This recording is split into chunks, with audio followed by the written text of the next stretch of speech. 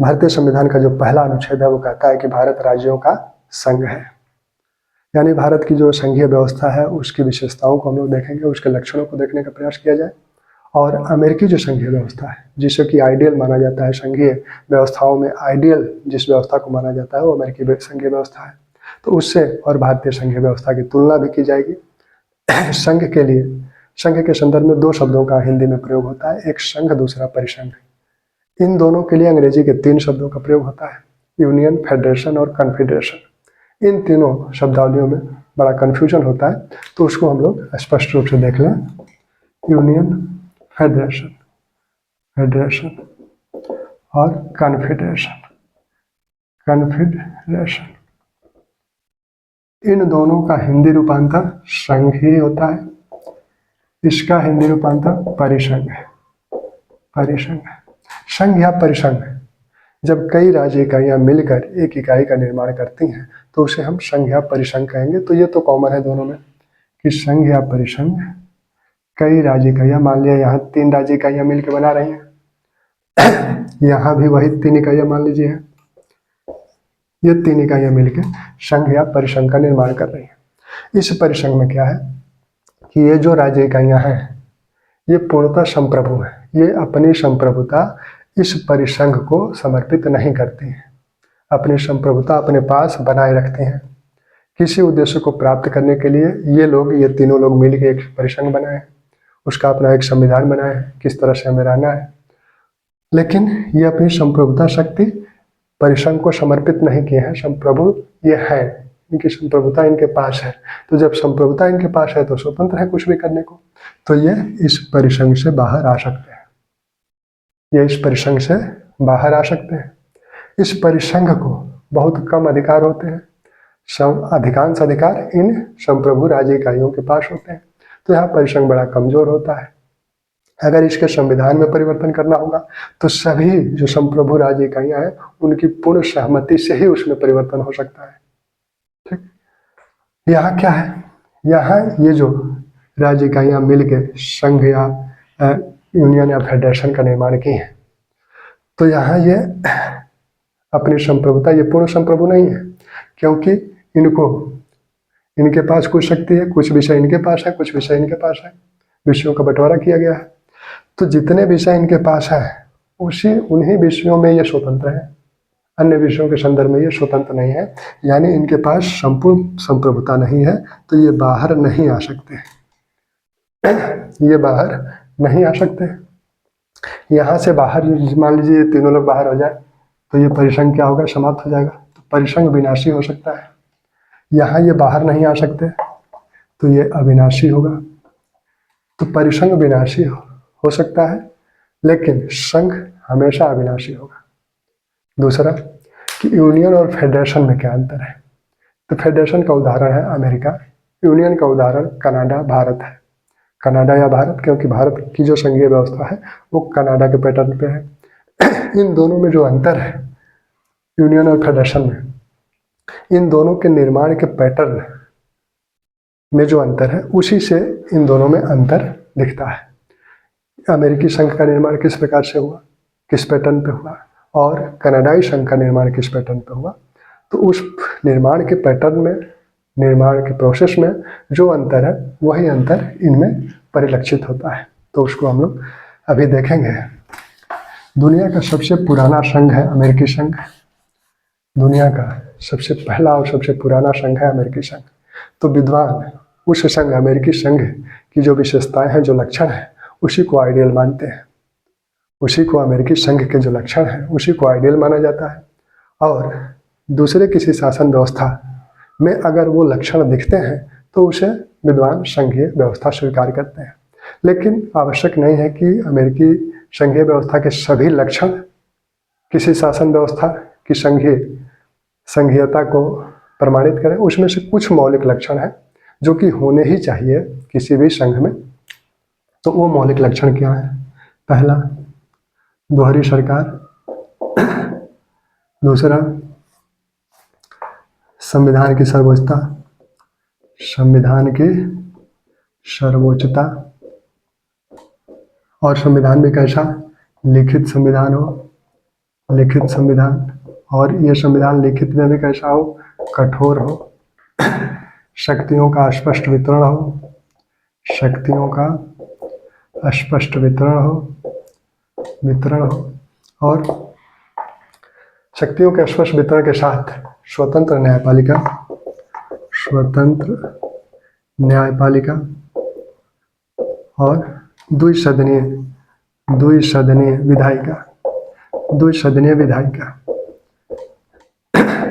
ये जो 6 लक्षण दिख रहे हैं, ये मौलिक लक्षण है, ये होने चाहिए किसी भी संघ में, किसी भी अगर शासन व्यवस्था में ये सभी लक्षण हैं, सभी विशेषताएं हैं, तो उसे संघीय कहा जा सकता है। उसे संघीय कहने में कोई दो मत नहीं हो सकता। कुछ अतिरिक्त लक्षण अमेरिका में है, तो वो अगर नहीं भी है तब भी हम संघीय हैं। संघीय कोई भी देश, कोई भी शासन व्यवस्था संघीय है, इसका अगर एक कोई मानक निर्धारित किया जाए तो यह कहा जा सकता है कि जो प्रांत हैं, जो राज्य इकाइयां हैं, प्रांतों की स्वायत्तता, प्रांतों की स्वायत्तता ही एक मानक है जिसे यह निर्धारित किया जा सकता है कि वह शासन व्यवस्था संघीय है कि एकात्मक है। 2 प्रकार की शासन व्यवस्थाएं जो है, एकात्मक शासन व्यवस्था और संघीय शासन व्यवस्था। एकात्मक शासन व्यवस्था में एक ही केंद्र से समस्त निर्णय होते हैं। एकात्मक शासन व्यवस्था में एक ही केंद्र से समस्त निर्णय होते हैं। हो सकता है कि जो एकात्मक राज्य हैं वो प्रशासकीय सुविधा के लिए प्रांतों का गठन करें, लेकिन प्रांतों को अधिकार केंद्र ही देगा। वहाँ के संविधान में वो अधिकार स्पष्ट रूप से नहीं दिया जाएगा, केंद्र ही उन प्रांतों को अधिकार देगा, और जब चाहे, क्योंकि अधिकार वो दिया है तो जब चाहे तब ले भी सकता है। तो एकात्मक व्यवस्था में एक केंद्र होता है, वहीं से समस्त निर्णय होते हैं। संघीय व्यवस्था में जैसा कि सामान्यतः दोहरी सरकार होती है, एक केंद्र या संघीय सरकार, दूसरी प्रांतों की सरकार है। तो प्रांतों को जितनी अधिक स्वायत्तता दी जाएगी तो वह शासन व्यवस्था उतनी ही संघीय व्यवस्था की ओर झुकी होगी। प्रांतों को जितना ही अधिक स्वायत्तता मिलेगा वह शासन व्यवस्था संघीय व्यवस्था की ओर उतनी ही झुकी रहेगी, और प्रांतों को जितना ही कम स्वायत्तता मिलेगा वह शासन व्यवस्था उतना ही एकात्मकता की ओर झुकी रहेगी। तो अगर एक कोई मानक कहा जाए तो एक मानक ये हो सकता है। अब ये जो दोहरी सरकार, ये भारत में सभी लक्षण दिखते हैं। केंद्र सरकार, प्रांतों की सरकार है, संविधान की सर्वोच्चता, संविधान सर्वोच्च है। लिखित संविधान, अब लिखित संविधान, क्योंकि संघ में क्या करना है, शक्तियों का बंटवारा करना है। तो जब तक लिखित संविधान नहीं होगा तब तक शक्तियों का स्पष्ट बंटवारा कैसे होगा, कौन कौन से विषय राज्य को दिए जाएंगे, कौन से विषय केंद्र को दिए जाएंगे। अगर ये लिखित नहीं होगा तो फिर बाद में विवाद होगा। कोई दावा करेगा कि ये विषय मेरा है, कोई दावा करेगा ये विषय मेरा है, तो उसे स्पष्ट संविधान में ही अंकित कर दिया जाता है कि ये विषय आपके हैं, ये विषय आपके हैं, जिससे कोई कंफ्यूजन ना हो। अगर फिर भी कंफ्यूजन होता है तो ये जो स्वतंत्र न्यायपालिका है ये किस लिए है, उसी कंफ्यूजन को दूर करने के लिए कि संविधान के अनुसार वह निर्णय करेगी कि कौन विषय किसका है। ठीक, संविधान कठोर होना चाहिए। क्यों? क्योंकि अमूमन ये होता है कि केंद्रीय जो विधायिका है, केंद्रीय विधायिका जो है वो संविधान संशोधन करती है। केंद्रीय विधायिका संविधान संशोधन करती है। तो यहाँ केंद्रीय विधायिका ही अकेले संविधान संशोधन न कर पाए, क्योंकि यहाँ राज्य इकाइयाँ भी हैं, प्रांत भी है, संघ है, तो प्रांत भी है और केंद्रीय इकाई भी है। तो केवल केंद्रीय इकाई ही संविधान संशोधन को न कर पाए, केंद्रीय विधायिका आसानी से संविधान संशोधन न कर पाए, उसमें राज्यों की भी सहमति ली जाए, यानी संशोधन जटिल हो। जैसे भारत में है, भारत के संविधान के जो संघीय प्रावधान है उसमें संशोधन के लिए कम से कम आधे राज्यों की सहमति की आवश्यकता है। अमेरिका में 3/4 राज्यों की सहमति की आवश्यकता है। तो संविधान इसलिए कठोर होना चाहिए। द्विसदनीय विधायिका, एक सदन, जैसे भारत में लोकसभा और राज्यसभा है, तो लोकसभा जनता का प्रतिनिधित्व करती है और राज्यसभा राज्यों का प्रतिनिधित्व करती है। ठीक, अब यहाँ हम लोग ये देखें कि अमेरिकी जो संघीय व्यवस्था है और भारतीय संघीय व्यवस्था है उसमें अंतर थोड़ा सा देख लिया जाए। दोहरी सरकार तो दोनों जगह है, अमेरिकी में भी और यहाँ भी। थोड़ा सा अगर उसको हम लोग निर्माण को, पैटर्न को देख लें तो निर्माण के पैटर्न को अगर देखा जाए तो जैसे कनाडाई संघ के पैटर्न पर भारतीय संघ है, तो अमेरिकी संघ का निर्माण कैसे हुआ और कनाडाई संघ का या भारतीय संघ का निर्माण कैसे हुआ। अमेरिका में क्या था कि अमेरिकी संघ का निर्माण ब्रिटेन से लड़ने के लिए हुआ। अमेरिकी क्रांति के दौरान ब्रिटेन से अमेरिकी राज्य स्वतंत्र होना चाहते थे, इसलिए वो एकजुट हुए। वो अलग अलग ब्रिटेन से नहीं लड़ पाते, इसलिए वो लोग एकजुट होकर ब्रिटेन से लड़के स्वतंत्र होने का प्रयास किए। इसी उद्देश्य से ये संघ बना। तो यहाँ 13 उस समय 13 स्वतंत्र राज्य थे। इन 13 स्वतंत्र राज्यों ने मिलकर एक संघ बनाया। एक संघ बनाया 13 स्वतंत्र राज्यों ने मिलकर, यानी यहाँ राज्यों ने मिलकर संघ का निर्माण किया। यह जो संघ बना और ये जो राज्य हैं, ये राज्य मिलकर संघ का निर्माण किया। पहले यहाँ संघ था ही नहीं, पहले यहाँ केंद्र नहीं था, सिर्फ राज्य थे। 13 संप्रभु राज्य थे। इन लोगों ने मिलकर संघ का निर्माण किया, अपनी कुछ संप्रभुता संघ को समर्पित की। ढेर सारे, हालांकि ढेर सारे अधिकारी अपने पास रखे हुए हैं। यहाँ क्या है, यहाँ पहले केंद्र था, राज्य थे ही नहीं। राज्यों की स्वतंत्र इकाइयां ब्रिटिश काल में नहीं थी। 1919 भारत सरकार अधिनियम से राज्यों और केंद्र प्रांतों का गठन किया गया और केंद्र के विषयों का बंटवारा वहां से दिखता है। और 1935 भारत सरकार अधिनियम में आकर संघीय व्यवस्था को अपनाया गया। तो वहां केंद्र ने अपनी प्रशासकीय सुविधा के लिए राज्यों का निर्माण किया और उस संविधान, उस अधिनियम में ही राज्यों के विषयों को बता दिया कि आपके ये विषय हैं, और केंद्र के विषयों को बता दिया कि आपके ये विषय है, आपको इस पे काम करना है, आपको इस पे कार्य करना है। तो उस अधिनियम में ही बता दिया गया। हमारे संविधान निर्माताओं ने भी उसी पैटर्न पर संविधान में ही स्पष्ट रूप से विषयों का बंटवारा कर दिया 7वीं अनुसूची में कि ये प्रांतीय सूची के विषय है, ये संघ सूची के विषय है। ठीक, यहाँ प्रांतों ने संघ का निर्माण किया और यहाँ संघ ने प्रांतों का निर्माण किया। तो दोनों में अंतर यहाँ से क्या होगा, प्रांतों के अपने संविधान थे या वो अपने संविधान बना सकते हैं। तो यहाँ एक संविधान नहीं है, एक तो संघ का संविधान है, सभी प्रांतों ने मिलकर संघ का संविधान बनाया, और सभी प्रांतों के अपने अपने संविधान हैं। तो यहाँ कई संविधान हैं, सभी प्रांतों के अपने संविधान है और संघ का अपना संविधान है। यहाँ क्या है, एक ही संविधान है। उसी में प्रांतों की भी बात कही गई है, उसी में केंद्र की भी बात कही गई है। ठीक, यहाँ राज्यों ने मिलकर संघ का निर्माण किया, यहाँ केंद्र पहले से था, केंद्र ने राज्यों का निर्माण किया। तो निर्माण का पैटर्न जो है उसी हिसाब से इनमें अंतर दिखता है। क्योंकि राज्यों ने अपने पास अधिक शक्ति रखी, तो यहाँ राज्यों के पास अधिक शक्ति है, यहाँ राज्यों के पास थोड़ी सी कम शक्ति है, केंद्र यहाँ ज्यादा शक्तिशाली दिखता है। ठीक, यहाँ जो 2 सदन है, तो 2 सदनों में, अब अमेरिका में 50 राज्य हैं, तो 2 जो सदन है उसमें जो उच्च सदन है इनका, वहाँ ये प्रत्येक प्रांत से 2-2 सदस्य निर्वाचित होते हैं। यानी यहाँ प्रांतों का जो प्रतिनिधित्व है वो बराबर है। लेकिन भारत में प्रांतों का राज्यसभा में प्रांतों का प्रतिनिधित्व बराबर नहीं है। जनसंख्या के हिसाब से राज्यों को राज्यसभा की सीटें आवंटित की गई हैं। तो एक अंतर ये दिखता है। ठीक, यहाँ दोहरी नागरिकता दिखती है। प्रांत जो संघ का निर्माण किए तो उनके नागरिक पहले से थे ही, फिर वो संघ के भी नागरिक बने, तो इनकी अपनी नागरिकता है और इनकी भी नागरिकता, संघ की नागरिकता। तो यहाँ दोहरी नागरिकता है। यहाँ केंद्र की एक ही नागरिकता थी, वही नागरिकता बनी रही, तो यहाँ एकल नागरिकता है, यहाँ दोहरी नागरिकता है।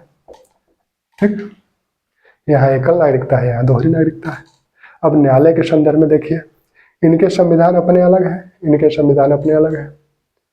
इनका न्यायालय संघीय न्यायालय अलग है, राज्यों का न्यायालय अलग है।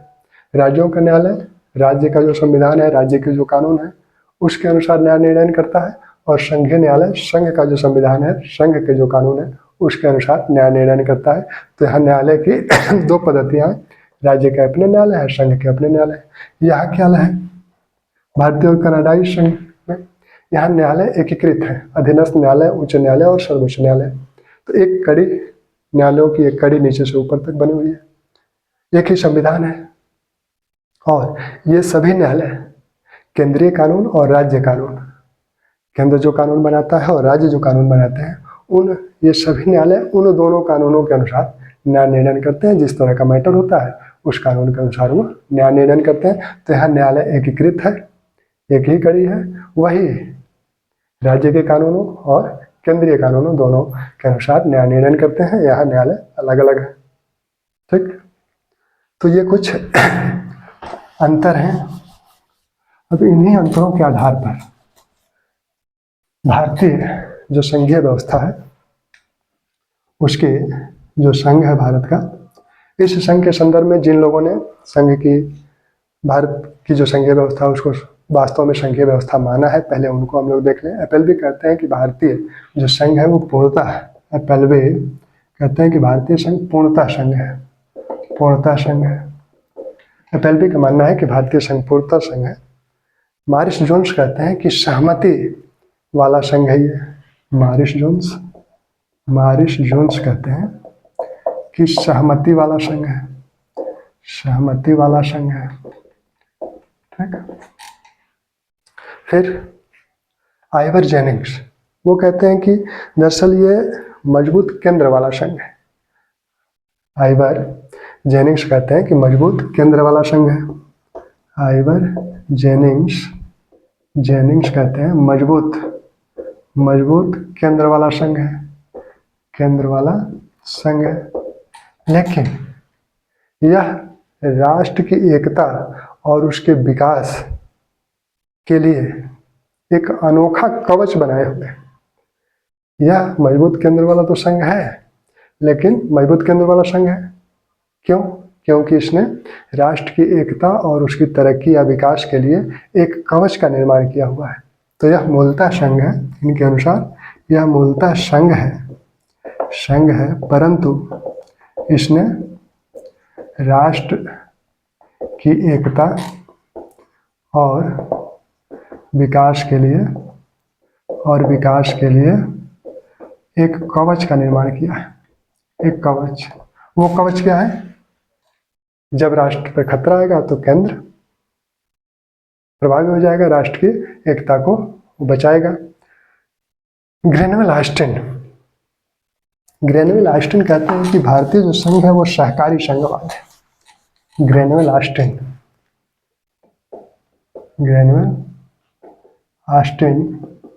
का मानना है कि भारतीय संघ सहकारी संघवाद है, सहकारी संघवाद। अब सहकारी संघवाद कैसे है?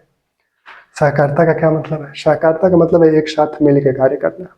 तो राज्य और केंद्र इकाइयां दोनों एक साथ मिलकर भारत के विकास में अपना योगदान करती हैं। दोनों के अपने अपने विषय क्षेत्र तो हैं ही, साथ में वो एक साथ मिलती भी हैं। अब ये कहाँ कहाँ दिखता है? जैसे अनुच्छेद 258 और 258A। 258 में कहा गया है कि केंद्र अपना कोई उसका किसी राज्य क्षेत्र में कार्य हो रहा है तो वह राज्य अधिकारियों को वह कार्य सुपुर्द कर सकता है कि ये काम आप कराइए, जो व्यय होगा मैं दूंगा, राज्य की सहमति से। वैसे ही राज्य केंद्र के अधिकारियों को अपना काम सौंप सकता है कि आप ये काम कराइए, जो व्यय होगा मैं दूंगा। तो ये सहकारिता दिखती है। दूसरा, नीति आयोग सहकारिता का एक अच्छा उदाहरण है। फिर अंतर्राज्यीय परिषद अनुच्छेद 268, आर्टिकल 268, राज्यों की अपनी परिषद है। वैसे ही क्षेत्रीय परिषदों का गठन हुआ है, क्षेत्रीय परिषद है। ठीक, अखिल भारतीय सेवा को संघ के विरुद्ध भी माना जाता है, लेकिन मैं मानता हूं कि अखिल भारतीय सेवा इस सहकारी संघवाद में योगदान देता है, क्योंकि यह अखिल भारतीय जो सेवा है केंद्र में भी सेवा करते हैं, राज्य में भी सेवा करते हैं। ठीक, तो यह सहकारी संघवाद इस रूप में भारतीय संविधान में और भारतीय संघीय व्यवस्था में दिखता है। अब एक नया पैटर्न, जो आर्थिक सुधार का जो दौर 1991 से शुरू हुआ, उसमें एक नया पैटर्न संघवाद में दिख रहा है। वो क्या दिख रहा है? प्रतिस्पर्धी संघवाद।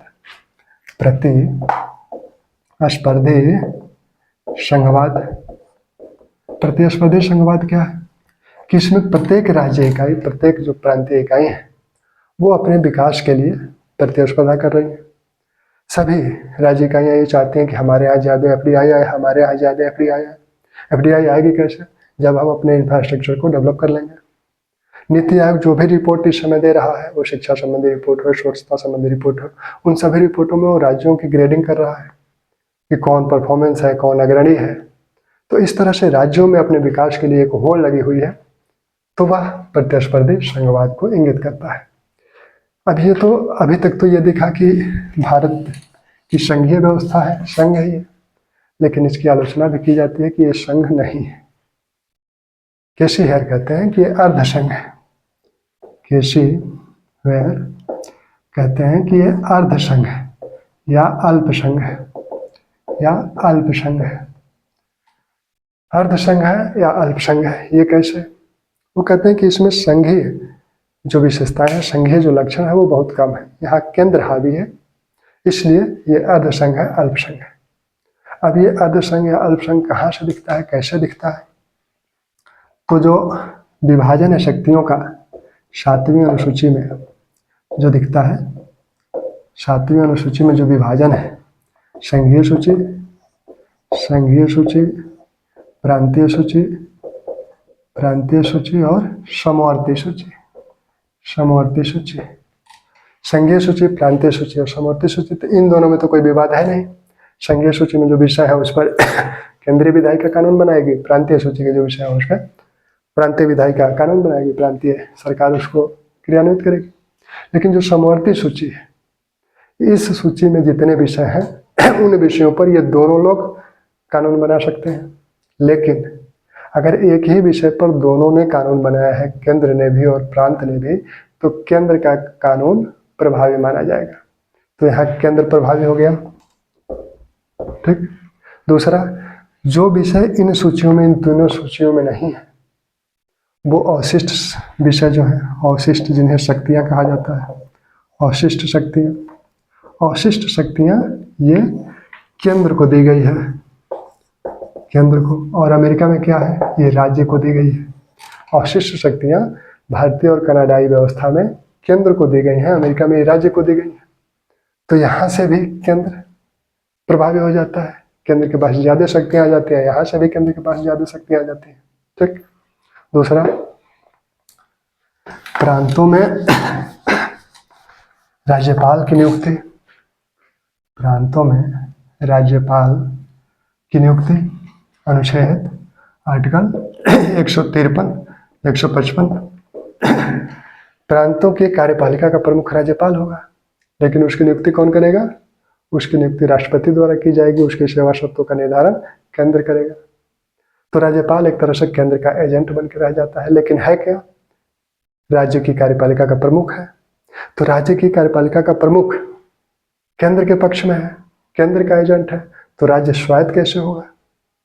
तो ये एक विवाद होता है। दूसरा, अखिल भारतीय सेवाएं, अखिल भारतीय सेवाएं। जो अखिल भारतीय सेवाएं हैं, इनका चयन केंद्र द्वारा होता है, यूपीएससी द्वारा होता है, और इनकी सेवा शर्तों का निर्धारण केंद्र करता है, और इनको पदस्थापित कहाँ किया जाता है? राज्य में।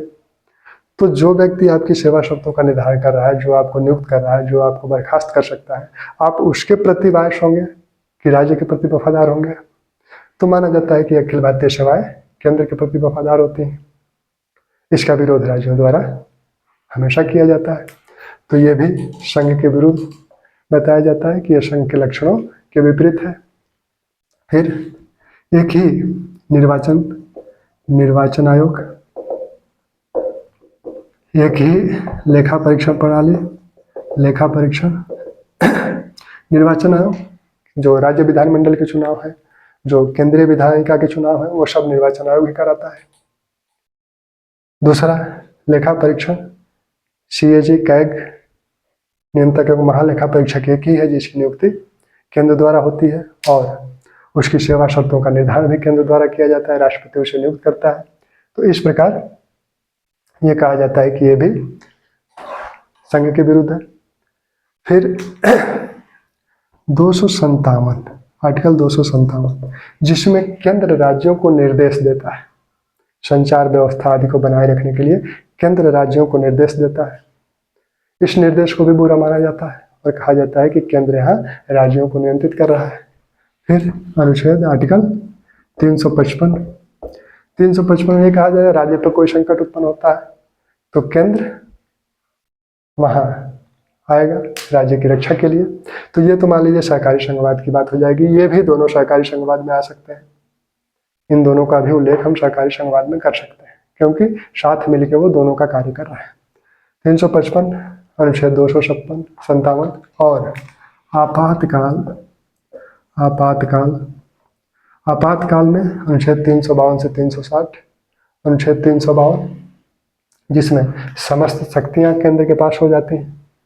अनुच्छेद 356 में भी राज्य की शासन पूरी तरह से केंद्र के हाथ में आ जाता है। 360 में भी केंद्र प्रभावी हो जाता है। तो यहाँ राज्यों की स्वायत्तता कम हो जाती है। तो ये सब जो संविधान की विशेषताएं हैं वो मानी जाती हैं कि वो संघीय व्यवस्था के विपरीतगामी है। ठीक, लेकिन कंक्लूजन क्या है? कंक्लूजन ये है कि डॉक्टर अम्बेडकर ने संविधान सभा में जो बात कही थी, कि भारतीय संविधान उतना ही संघीय है जितना कि दोहरी सरकारें हैं। यह परिस्थितियों के अनुसार एकात्मक और संघीय हो जाता है। परिस्थितियों के अनुसार